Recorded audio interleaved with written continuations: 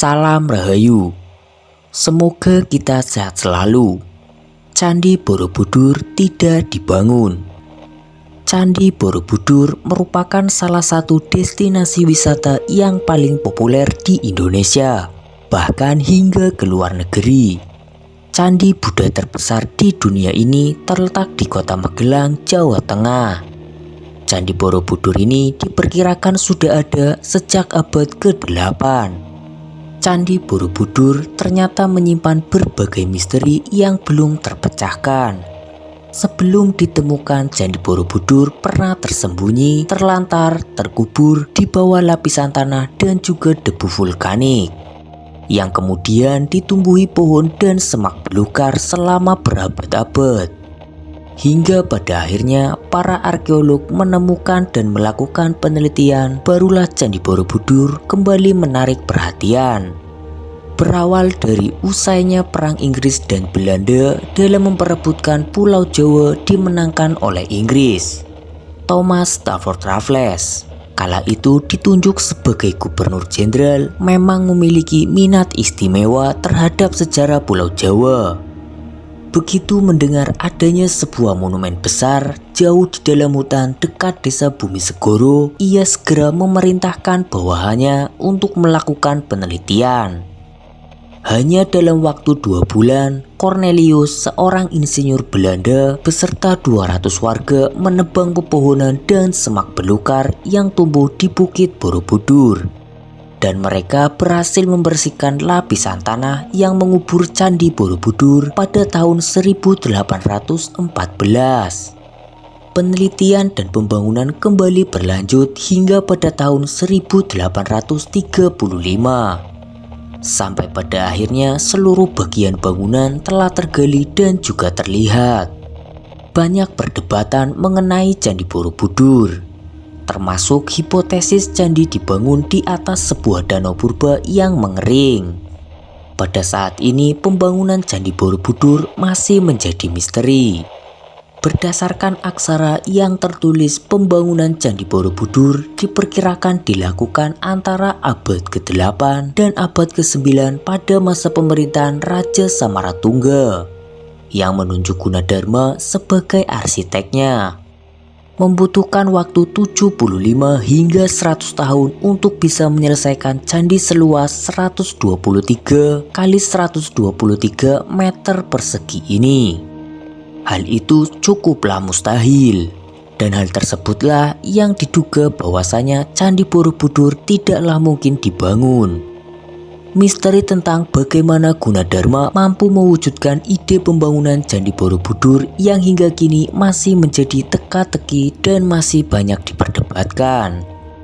Sekitar 2.672 pahatan relief yang tersebar di Candi Borobudur dan ada 1.460 diantaranya bercerita tentang kisah Buddha. Selain itu, terdapat sekitar 504 arca Buddha yang terletak dalam 432 relung dan 72 stupa berlubang. Terdapat pula 100 talang berbentuk patung ikan berkepala gajah sebagai saluran air. Candi Borobudur terdiri dari 2 juta balok batu vulkanik yang terpahat dengan baik. Masing-masing balok saling mengunci sehingga Candi Borobudur tetap kokoh sampai sekarang. Sungguh ini merupakan sebuah teknologi canggih yang misterius.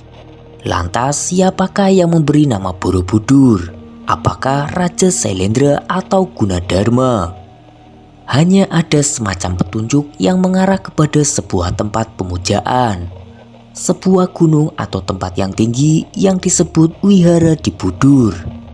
Misteri lainnya adalah bagaimana bisa Gunadarma pada masanya sudah bisa menentukan arah tempat terbit matahari di ufuk timur.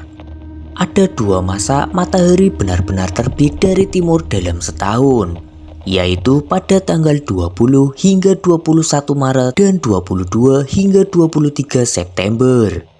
Ketika matahari mengenai stupa utama dari 72 stupa yang ada, bayangannya akan mengenai stupa di bawahnya yang konon merupakan penanda waktu. Oleh sebab itu, banyak mitos yang beredar mengatakan bahwa Candi Borobudur sebenarnya adalah wujud dari jam raksasa. Dari kisah ini, banyak orang yang mulai mengaitkan bahwa pembangunan Candi Borobudur sebenarnya berkat bantuan makhluk astral atau alien, yang dibuktikan dengan adanya relief kuda dan gajah terbang. Apalagi diperkirakan ada 55.000 meter kubik batu andesit diangkut dari tambang batu untuk membangun monumen ini. Jika membayangkan proses mengangkutnya seperti apa tanpa bantuan teknologi pengangkut canggih seperti saat ini. Apabila dilihat dari atas, pada hakikatnya Candi Borobudur adalah sebuah stupa yang membentuk pola mandala besar, yaitu pola rumit yang tersusun atas bujur sangkar, dan lingkaran konsentris ini melambangkan kosmos atau alam semesta yang lazim ditemukan dalam Buddha aliran Vajrayana Mahayana. Candi Borobudur memiliki 10 pelataran yang menggambarkan secara jelas filsafat mazhab Mahayana yang secara bersamaan menggambarkan kosmologi, yaitu konsep alam semesta sekaligus tingkatan alam pikiran. Dalam ajaran Buddha, bangunan ini memiliki 9 teras. 6 teras terbawah berbentuk bujur sangkar, dan 3 teras teratas berbentuk lingkaran. Setelah Candi Borobudur rampung, dengan segera kabarnya mendunia hingga dinobatkan sebagai salah satu warisan dunia oleh UNESCO pada tahun 1991. Sejak saat itu pula, satu persatu misteri Candi Borobudur bermunculan.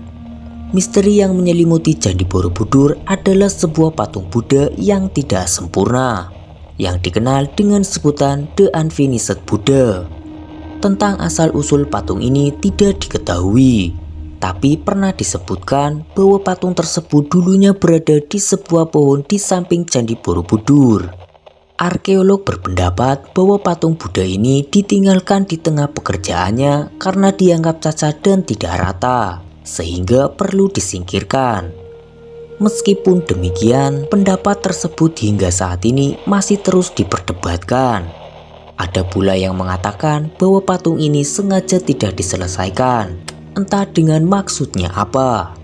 Kemudian di bagian kiri dan kanan tangga masuk Candi Borobudur terdapat patung yang memiliki wujud singa, yang dikenal dengan nama singa urung. Kata urung dalam bahasa Jawa berarti gagal. Masyarakat setempat percaya bahwa siapapun yang melewati tangga ini dengan berkata kasar dan memiliki niat buruk, maka penunggu patung ini tidak segan akan menghantuinya di dalam mimpi.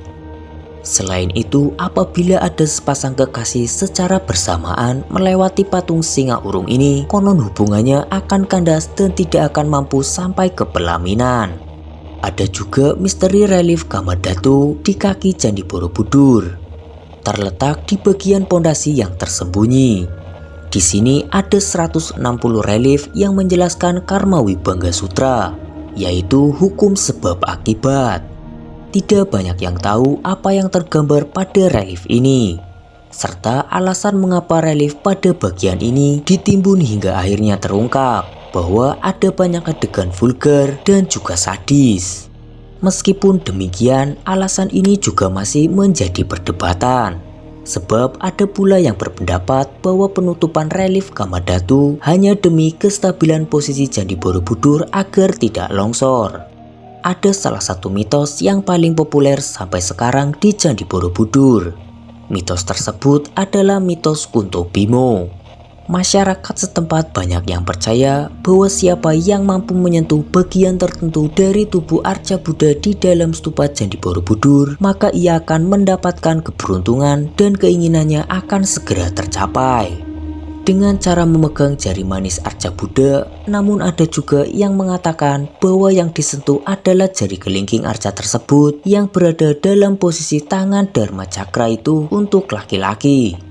Sedangkan bagi perempuan, agar permintaannya terkabul, ia harus memegang telapak kaki, tumit, atau ibu jari Arca Buddha. Sampai saat ini tidak diketahui secara pasti mengapa Candi Borobudur bisa ditinggalkan penduduk hingga terkubur di dalam tanah selama berabad-abad. Saking lamanya ditinggalkan, candi ini tertutup tanah dan abu vulkanik hingga ditumbuhi pepohonan persis seperti bukit. Peneliti memperkirakan penyebab Candi Borobudur ditinggalkan masyarakat karena adanya erupsi gunung berapi dan beralihnya kepercayaan penduduk dari Buddha ke Islam. Memang kita lebih mengenal Candi Borobudur sebagai tempat wisata. Namun sebenarnya Candi Borobudur memiliki fungsi lain yang lebih sakral. Saat ini Candi Borobudur berfungsi sebagai tempat ziarah umat Buddha di seluruh dunia. Candi Borobudur mengajarkan umat Buddha untuk meninggalkan nafsu duniawi dan mencapai pencerahan dengan menjadi manusia yang bijaksana. Selama ziarah di Candi Borobudur, para penganut ajaran Buddha harus melalui lorong dan tangga yang ada di area candi. Selama perjalanan itu pula, mereka akan melihat 1460 relief yang terukir indah di dinding Candi Borobudur. Itulah kisah dari Candi Borobudur yang tidak dibangun. Bagaimana menurut Kamrat Demi Masa? Jika Kamrat Demi Masa memiliki pendapatnya tersendiri, tulis saja di kolom komentar. Sampai jumpa di kisah-kisah selanjutnya.